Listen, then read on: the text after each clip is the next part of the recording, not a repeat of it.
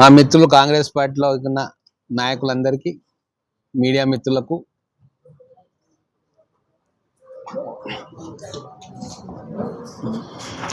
General elections కంటే ముందు నేను అభ్యర్థిగా ప్రకటన జరిగిన తర్వాత మహబూబ్ నగర్ పట్టణ ప్రజలకు కొన్ని హామీలు ఇచ్చినాం. దాంట్లో ముఖ్యమైన హామీలు ఒకటి, IIIT NIT లాంటి విద్యా సంస్థల్లో ఒకటి మహబూబ్ నగర్కు తీసుకొస్తా అని, అలాగే మహబూబ్ నగర్ పట్టణంలో వీలైనంత వరకు అండర్ గ్రౌండ్ డ్రైనేజ్ సిస్టాన్ని అభివృద్ధి చేస్తా అని చెప్పి రెండు ప్రధానమైన హామీలు ఇవ్వడం జరిగింది.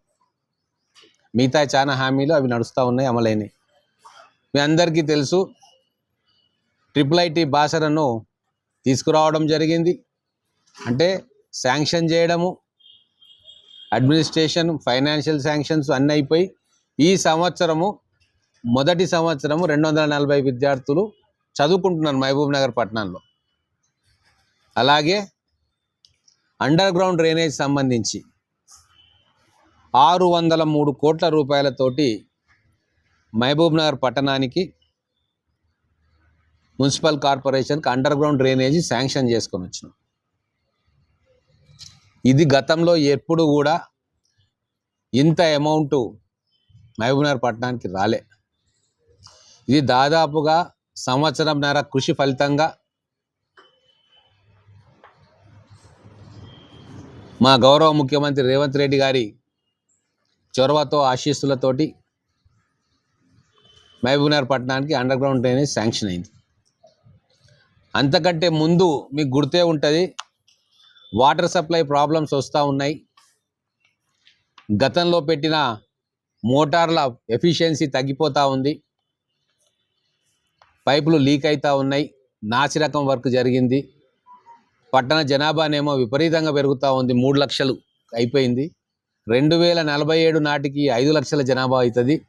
కాబట్టి వాటర్ సప్లై ఆగ్మెంటేషన్ స్కీమ్ కింద 220 కోట్లు 17/5/2025 రోజు జీవో రావడం జరిగింది. ఇదే ప్రెస్ కాన్ఫరెన్స్లో ఆ రోజు చెప్పిన. దాని తర్వాత టెండర్లను పిలవడము, డిపిఆర్లు తయారు చేయడము, ఫీల్డ్ వెరిఫికేషన్ జరగడము, ఈరోజు కాంట్రాక్టర్ను అవార్డు చేయడం జరిగింది. అయితే నేను ఈ అండర్ గ్రౌండ్ డ్రైనేజీ కూడా శాంక్షన్ అయిపోతే వాటర్ సప్లైకి తవ్వడానికి, అండర్ గ్రౌండ్ తవ్వడానికి ఇబ్బంది అవుతుంది. కాబట్టి రెండు సైమల్టేనియస్గా చేయాలి అని చెప్పి వాళ్ళని కొద్దిగా ఆపి, ఇప్పుడు ఈ అండర్ గ్రౌండ్ డ్రైనేజ్ శాంక్షన్ అయింది కాబట్టి ఇప్పుడు పనులు చేయడానికి వాళ్ళకు పురమాయిస్తాం. సో ఈ దాంట్లోనే 600 కోట్లు అండర్ గ్రౌండ్ డ్రైనేజు, 220 కోట్లు వాటర్ సప్లై ఆగ్మెంటేషన్, అంటే 820 కోట్ల రూపాయలు మహబూబ్ నగర్ శాంక్షన్ చేసుకోవడం జరిగింది. అంతకంటే ముందు మూలన పడ్డ మర్చిపోయిన అమృత్ స్కీమ్ని కూడా నేను రాగానే బూజు దులిపి ఢిల్లీకి పోయి క్లియర్ చేసుకొని 229 crores తోటి అది శాంక్షన్ అయింది. వర్కులు జరుగుతూ ఉన్నాయి, ఎస్టీపీల వర్కులు జరుగుతూ ఉన్నాయి. ల్యాండ్ అక్విజిషన్లో కొద్దిగా ఇబ్బందులు ఎదురైతే అవి కూడా క్లియర్ చేస్తూ ఉన్నాం. ఒక ఎస్టీపీది వర్క్ స్టార్ట్ అయింది ఆల్రెడీ, కొన్ని మెయిన్స్ అవి కూడా చూస్తూ ఉన్నాం. సో మహబూబ్ నగర్ ఇన్ఫ్రాస్ట్రక్చర్ రీతిలో గతంలో ఏ ప్రభుత్వంలో కానీ ఎవరి హయాంలో కానీ కానంత అభివృద్ధి ఈరోజు మా కాంగ్రెస్ ప్రజాప్రభుత్వం హయాంలో మన మహబూబ్ నగర్ బిడ్డ రేవంత్ రెడ్డి గారి ఆధ్వర్యంలో నేను ఎమ్మెల్యే అయిన తర్వాత మహబూబ్ నగర్ పట్టణంలో ఈ కార్యక్రమాలు జరుగుతూ ఉన్నాయి. ఇవన్నీ కూడా మహబూబ్ నగర్ ప్రజలు గమనించాలని చెప్పి మీ ద్వారా కోరుతా ఉన్నాం. మాటలు చెప్పి పెద్ద పెద్దవి చేస్తున్నా అని చెప్పడం నా నేచర్ కాదు. 24 గంటలు గెలిపించిన ప్రజల సంక్షేమం కోసం పాటుపడమే నా బాధ్యత. మిగతా పనులన్నీ కూడా అయ్యేటివి అయితేనే ఉంటాయి, కానివి కావు. కానీ నా బాధ్యత ప్రధానంగా మహబూబ్ నగర్ పట్టణాన్ని తెలంగాణలోనే నెంబర్ 1 పట్టణంగా తీర్చిదిద్దడం. అందుకోసమే ప్రజలు నన్ను గెలిపించారు. అందుకే ఈ మున్సిపాలిటీని కార్పొరేషన్గా చేసి దీని గౌరవాన్ని పెంచినాము. ఆ కార్పొరేషన్ అయినట్టుగా దానికి తగ్గట్టుగా నిధులను తీసుకురావడంలో నిరంతరం కృషి చేస్తూ ఉన్నాం. నిధులు తీసుకొచ్చి శాంక్షన్ చేయడం 50% పని. దాని తర్వాత వచ్చే అడ్డంకులు చాలా దుర్భేద్యమైన అడ్డంకులు ఉంటాయి. టెండర్ వేసుకోవాలా, డిపిఆర్లు తయారు చేయాలా, మళ్ళీ ఆ టెండర్కు మంచి కాంట్రాక్టర్లు రావాలా, ఆ కాంట్రాక్టర్సు టెండర్ అలాట్ అయిన తర్వాత బ్యాంక్ గ్యారంటీస్ కట్టుకోవాలా. ఇవన్నీ కూడా 6 నెలల నుంచి సంవత్సరం పాటు జరిగే ప్రక్రియ. ఇవన్నిటినీ ప్రతి క్షణం మానిటర్ చేస్తూ నిరంతరం శ్రమిస్తేనే నేను కానీ, మా ప్రభుత్వం కానీ, మా నాయకులు కానీ శ్రమిస్తే తప్ప ఇది గ్రౌండింగ్ కాదు. ఏదో జీవో తీసుకొచ్చి కాగితం చూపించినట్టు చేస్తే అది సగం పనే అవుతుంది. అందుకే మహబూబ్ నగర్లో ఉన్నప్పుడు ప్రజలతోటి డైరెక్ట్గా కలిసి వాళ్ళ సమస్యలు పరిష్కరిస్తున్నాం. మహబూబ్ నగర్లో నేను లేని రోజు ఖచ్చితంగా నేను సెక్రటేరియట్లనో, మంత్రుల దగ్గరనో, అధికారుల దగ్గరనో ఉంటా. 24 గంటలు మహబూబ్ నగర్ సంక్షేమం కోసమే పనిచేయడానికి నిర్ణయించుకున్నా. కాబట్టే ఎక్కడా లేని విధంగా గతంలో మనకు మహబూబ్ నగర్కు ఫండ్స్ వస్తూ ఉన్నాయి. ఈ 600 కోట్లు శాంక్షన్ చేయడానికి నాకు 1.5 సంవత్సరం పట్టింది. మంచి కన్సల్టెంట్ను వెతికి ఆయనను కన్విన్స్ చేసుకొని ఆ కన్సల్టెంట్ను మహబూబ్ నగర్కు తీసుకొచ్చి మొత్తం తిప్పి మున్సిపల్ అధికారులతోటి కోఆర్డినేట్ చేపించి వాళ్ళు ఇన్ఫర్మేషన్ తీసుకొని డిపిఆర్ తయారు చేసి ఆ డిపిఆర్ ప్రభుత్వాన్ని ఇక్కడ స్టేట్లో పెట్టి, ఒకవేళ కేంద్ర ప్రభుత్వం నుంచి ఫండ్స్ వచ్చేది ఉంటే మళ్ళీ కేంద్రానికి పంపించి అక్కడ మనం ఫాలో అప్ చేసి మళ్ళీ దాన్ని గవర్నమెంట్ తోటి అప్రూవల్ చేసుకొని మళ్ళీ ఫైనాన్స్కి పంపించి ఫైనాన్స్లో అడ్మినిస్ట్రేటివ్ శాంక్షన్ తీసుకొని దాని తర్వాత టెక్నికల్ శాంక్షన్ తీసుకొని దాని తర్వాత టెండర్ ప్రక్రియలు మొదలుపెట్టి మళ్ళీ ఫీల్డ్ విజిట్ చేసి ఫీజిబిలిటీ రిపోర్ట్స్ అని ఉంటాయి లాస్ట్కు. అంటే ఇప్పుడున్న రిపోర్ట్లతోటి మనం పని చేస్తామా చెయ్యమా, ఫీల్డ్లో ఏమేమి అవరోధాలు ఉన్నాయి, అడ్డంకులు అని చెప్పి ఆ కాంట్రాక్టర్ వచ్చి సర్వే చేసుకొని వాటికి కావాల్సిన బ్యాంక్ గ్యారంటీసు, ఒక డిపార్ట్మెంట్ పనిచేయాలి, రోడ్డు దొవ్వాలి అంటే ఇక్కడ ఒక పైప్ లైన్ వేయాలంటే మున్సిపల్ కార్పొరేషన్ అనుమతి తీసుకోవాలి, ఎలక్ట్రిసిటీ డిపార్ట్మెంట్ అనుమతి తీసుకోవాలి, వాటర్ వర్క్స్ అనుమతి తీసుకోవాలి, ఒకవేళ ఫారెస్ట్ దాంట్లో ఉంటే ఫారెస్ట్ క్లియరెన్స్ తీసుకోవాలి, R&B క్లియరెన్స్ తీసుకోవాలి. ఇవన్నీ క్లియరెన్స్లు ఒక్కొక్కటిగా చేసి తప్పితే గ్రౌండ్లో మనకు గ్రౌండింగ్ కాదు ఏ పనైనా. ఇంత సుదీర్ఘమైన ప్రక్రియ ఉంటుంది. దీనికి అనుక్షణం వెంబడిబడి చేస్తే తప్ప ఇవి గ్రౌండింగ్ కావు. అందుకే నిరంతరం అదే పనిలో ఉన్నా నేను. నాకు వేరే వ్యాపకం లేదు, వేరే వ్యాపారం లేదు, వేరే భూములు లేవు. కేవలం నమ్మి నన్ను గెలిపించినందుకు శాశ్వతంగా మహబూబ్ నగర్ ప్రజలు గుర్తుంచుకునే విధంగా అభివృద్ధి సంక్షేమం చేసి చూపించాలన్న ఒకటే ఒక ధ్యాస నన్ను రాజకీయాల్లో నడిపిస్తూ ఉంది. అందుకే దయచేసి మీడియా మిత్రులకు కూడా నేను చెప్తా ఉన్నా, పాజిటివ్ దృక్పథంతో ఆలోచన చేయండి. మన పట్టణము, మన నియోజకవర్గము, మన జిల్లా, మన తెలంగాణ, వీటి అభివృద్ధి ప్రామాణికంగా కావాలి రాజకీయ జీవితంలో ఉన్న మాకు తప్ప. మిగతా ఎన్ని సమస్యలు ఉన్నా వీలైతే చేస్తాము, కష్టపడతాం. వీలు కానివి మేము చేయలేనివి చేయకుండా మిగిలిపోతాయి. కాబట్టి నేను చదువుకున్న వ్యక్తిని కాబట్టి ఇండియన్ ఫైనాన్స్ డిపార్ట్మెంట్లో ఉన్న రెవెన్యూ సర్వీస్లో నేను పనిచేసిన కాబట్టి కేంద్ర ప్రభుత్వంలో ఎక్కడ నిధులు ఉన్నాయి, ఎక్కడ పథకాలు ఉన్నాయి, దాన్ని స్టేట్ గవర్నమెంట్ తోటి జోడిస్తే ఎక్కడ మనకు వస్తాయి అని చెప్పిన అవగాహన ఉంది. కాబట్టి రాష్ట్రాన్ని కేంద్రాన్ని సమన్వయం చేసుకుంటూనే తప్ప, అడ్వాన్స్గా మనం ఆలోచన చేసుకుంటే తప్ప ఇన్ని ప్రాజెక్టులు ఇక్కడికి రావు. తెలంగాణలో ఏ నగరాన్ని చూసినా కూడా ఈ 2 ఏళ్ల వ్యవధిలో ఇన్ని ప్రాజెక్టులు వచ్చిన దాఖలా ఒకవేళ మీరు చూపిస్తే చర్చకు నేను రెడీ. ఇవి నేను ఎందుకు చెప్తున్నానంటే, రాజకీయ నాయకునికి సిస్టమ్ మీద లోతైన అవగాహన ఉండాలి, రూల్స్ అండ్ ప్రొసీజర్స్ మీద అవగాహన ఉండాలి. ఏ రూల్ ప్రకారం మనం చేయొచ్చు, ఏ రూల్ను మనం అతిక్రమించొద్దు అనేది విజ్డమ్ అనేది తనకు తానుగా ఏర్పాటు చేసుకోవాలి. ఆ లైన్లో పనిచేసిన రాజకీయ నాయకుడు ఖచ్చితంగా సక్సెస్ అవుతాడు.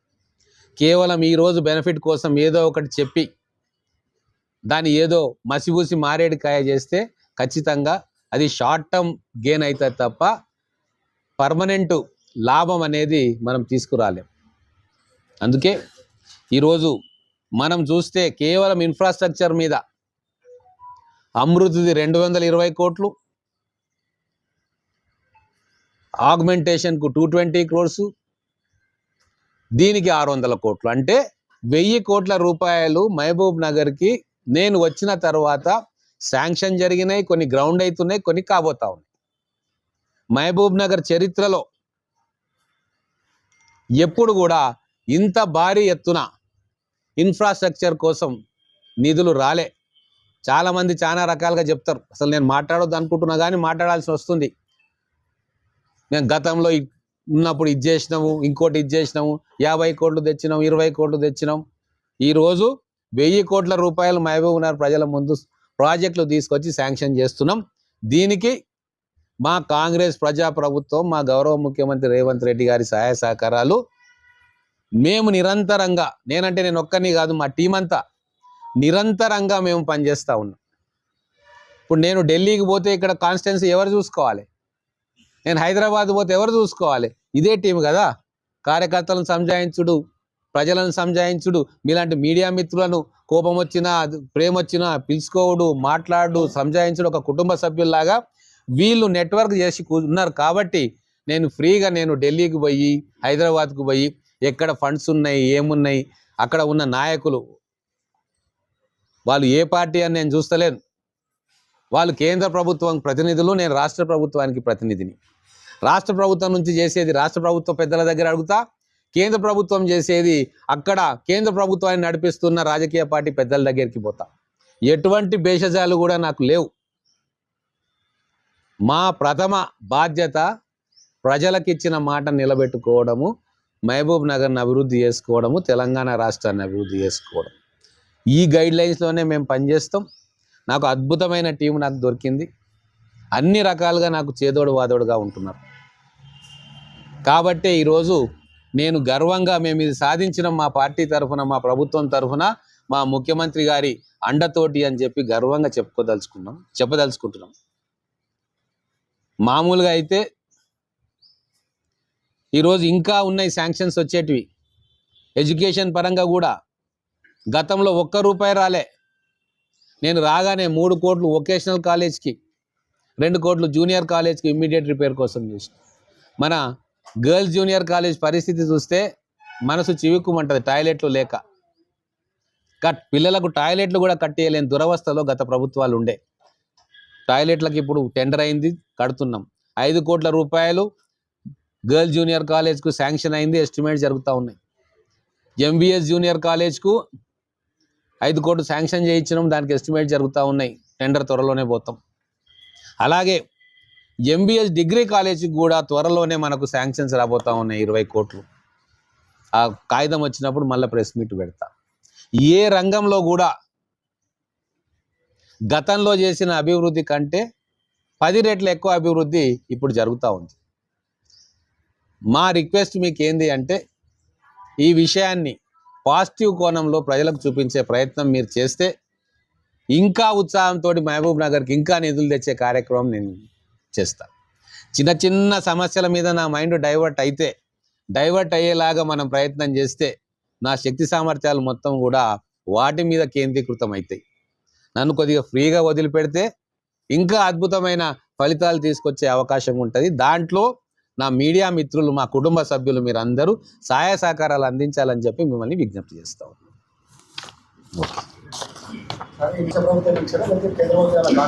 దీంట్లో కాగితంలో మీకు ఉంటుంది 600 కోట్లు, 430 కోట్లు నేషనల్ హౌసింగ్ బ్యాంక్ నుంచి వస్తాయి. అంటే రాష్ట్ర ప్రభుత్వం కౌంటర్ గ్యారంటీ పెడితేనే వాళ్ళు ఇస్తారు. 172 crores స్టేట్ షేర్ మనం డైరెక్ట్ ఇచ్చుకోవాలి. 430 కోట్లు వాళ్ళు ఇస్తారు. మొత్తం కలిపి 603 కోట్లు. గతంలో కూడా మనం ఇచ్చిన 220 crores వాటర్ సప్లై ఆగ్మెంటేషన్కి National Housing Bank share 139 crores, state share 60 కోట్లు, మొత్తం కలిపి 220 కోట్లు. ఏ పెద్ద పథకం కూడా, అంటే మీకు మీడియా మిత్రులకు కూడా చెప్తా ఉన్నా, ఏ పెద్ద పథకం కూడా ఖచ్చితంగా రాష్ట్ర ప్రభుత్వం షేరు కేంద్ర ప్రభుత్వం యొక్క ఏజెన్సీలు, బ్యాంకులు కావచ్చు, నాబార్డ్ కావచ్చు, నేషనల్ హౌసింగ్ బ్యాంక్ కావచ్చు, లేదు పవర్ ఫైనాన్స్ కార్పొరేషన్ కావచ్చు, ఈ రెండు మిశ్రమంతో మెగా ప్రాజెక్ట్స్ అవుతాయి. ఇది తెలవని కొంతమంది, అంటే రాజకీయం అంటే బురద వేసుకోవడం, వాళ్ళని తిట్టడం, వీళ్ళని తిట్టడం అనుకునే వాళ్ళకి ఇది అర్థం కాదు. అభివృద్ధి అంటే ఎవరు గవర్నమెంట్లలో ఉన్నా పార్టీలు కాదు, రాష్ట్ర ప్రభుత్వము, కేంద్ర ప్రభుత్వం రెండు ఇండిపెండెంట్ ఎంటిటీస్ అవి. ఇది అది కలిపినప్పుడే మనకు అభివృద్ధి ఫలాలు వస్తాయి. నువ్వు కేంద్ర ప్రభుత్వం అనగానే నువ్వు వేరే పార్టీ నాయకులు కనబడితే అది నీ దౌర్భాగ్యం. రాష్ట్ర ప్రభుత్వం అంటే ఒక పార్టీకి చెందిన వ్యక్తుల మొఖాలు కనబడితే అది వీళ్ళ దౌర్భాగ్యం. నాకు రాష్ట్ర ప్రభుత్వము, కేంద్ర ప్రభుత్వం రెండు ఎంటిటీస్, రెండు అభివృద్ధికి ఖజానాలు. వాటిని ఎవరి ద్వారా వాడాలి, ఎవరిని తీసుకెళ్ళాలి అనేది అప్పుడప్పుడు బట్టి మనం నిర్ణయం తీసుకొని వాళ్ళని తీసుకొని పోయి ఆ పని చేయించుకోవాలి. కేంద్ర ప్రభుత్వం దగ్గర పనులు కావాలంటే కేంద్రంలో పలుకుబడగలిగిన వ్యక్తులను మనం కన్విన్స్ చేసుకొని తీసుకొని పోవాలి. రాష్ట్ర ప్రభుత్వం దగ్గర పని కావాలంటే రాష్ట్ర ప్రభుత్వంలో మేము ఎమ్మెల్యేలుగా, లేకుంటే ఎంపీలుగా, లేకుంటే మంత్రులుగా, లేకుంటే అధికారులుగా ఉన్న వాళ్ళని తీసుకెళ్తే పని అవుతుంది. ఈ చిన్న సింపుల్ లాజిక్ ఈ 10 సంవత్సరాలలో మనం రాజకీయ నాయకులు మర్చిపోయినాం. నేను మళ్ళీ గుర్తు చేయదలుచుకున్నా, 2012 నుంచి నేను 14లో బీజేపీ ఎమ్మెల్యేగా ఉండి కాంగ్రెస్ గవర్నమెంట్లో ఎవరూ తీసుకురాలేనని పనులు నేను తీసుకొచ్చిన. ఎట్లా తీసుకొచ్చినా? వ్యవస్థలుగా చూసిన నేను తప్ప పార్టీలుగా చూడలే. ఈరోజు ఈ మెడికల్ కాలేజ్ వచ్చింది అంటున్నారు కదా, టోటల్గా అప్పుడున్న మంత్రి గారి సహకారంతో 150, 90 బెడ్ల నుంచి 150, 150 నుంచి 220, 200 నుంచి 350, అక్కడి నుంచి 700 బెడ్ల శాంక్షన్ చేసి దానికి ఫుల్ఫిల్మెంట్ రిక్వైర్మెంట్ అయిన తర్వాత అప్పుడున్న మెడికల్ అండ్ హెల్త్ మురళీమోహన్ రావు గారు ఎవరో ఉండే, వారి దగ్గరికి పోయి అప్పుడున్న మంత్రి గారితో కూడా రికమెండేషన్ చేయించుకొని ల్యాండ్ అలొకేషన్ కోసం లెటర్ రాయించుకొని అప్పుడు 523 సర్వే నెంబరా తిరుమల హిల్స్ అంటే లేదు, తిరుమల హిల్స్ అయితే బాగుంటుంది, పట్టణం గ్రో అవుతా ఉంది, అటువైపు హైదరాబాదు జడ్చర్ల మహబూబ్ నగర్ కలుస్తుంది కాబట్టి అక్కడ మనం పెట్టాలా అని చెప్పి 25 ఎకరాలు ఐడెంటిఫై చేయించి డిమార్కెట్ చేయించి అన్నీ రెడీగా పెట్టిన తర్వాత ప్రభుత్వం మారిన తర్వాత రాష్ట్రంలో ఏ మెడికల్ కాలేజ్ ఇవ్వాలి అంటే అన్ని వసతులు అన్ని ఏర్పాట్లు చేసింది ఏంది అంటే మహబూబ్ నగర్ వచ్చింది. ముందు చూపుతోటి మనం చేసినందుకు ఈరోజు మెడికల్ కాలేజ్ వచ్చింది. మెడికల్ కాలేజ్ వచ్చినందుకు సూపర్ స్పెషాలిటీ హాస్పిటల్ వచ్చింది. ఈరోజు కూడా నేను చేస్తున్న ఈ ఫౌండేషన్ తోటి రేపు ఎమ్మెల్యేగా నేనున్నా, ఇంకెవరున్నా, ఏమున్నా ఈ ఫౌండేషన్ తోటి ఇంకా అభివృద్ధి పనులు మనం భవిష్యత్తులో చేసుకోగలుగుతాం. ఎప్పుడు కూడా రాజకీయ నాయకుడు ఈ ఎలక్షన్ కోసం ఆలోచించొద్దు. ఈ ప్రాంతం 20 ఏళ్ళు 30 ఏళ్ళు ఎట్లా అభివృద్ధి అయితే బాగుంటుంది అన్నది ఆలోచన చేస్తే ఖచ్చితంగా మన మహబూబ్ నగర్ కానీ మన తెలంగాణ కానీ అద్భుతంగా డెవలప్ అవుతుంది. అందుకే నేను ఒకటే మాట చెప్తా, ఒక లీడర్ నెక్స్ట్ ఎలక్షన్ కోసం ఆలోచిస్తాడు, ఒక స్టేట్స్మెన్ నెక్స్ట్ జనరేషన్ కోసం ఆలోచిస్తాడు. నేను లీడర్నే అయినా స్టేట్స్మెన్ స్థాయికి నేను కాదు అని తెలిసినా ఆ దారిలో నేను పోవాలనే ఆలోచనలు ఉండాలని చెప్పి కోరుకునే వ్యక్తిని కాబట్టి ఏ పని చేసినా మహబూబ్ నగర్ నెక్స్ట్ జనరేషన్కు ఉపయోగపడే పనులు మాత్రమే చేయాలని నిర్ణయం తీసుకున్నా. దానికి మీ అందరి సహకారం సంపూర్ణంగా కావాలని చెప్పి కోరుకుంటాము. Thank you.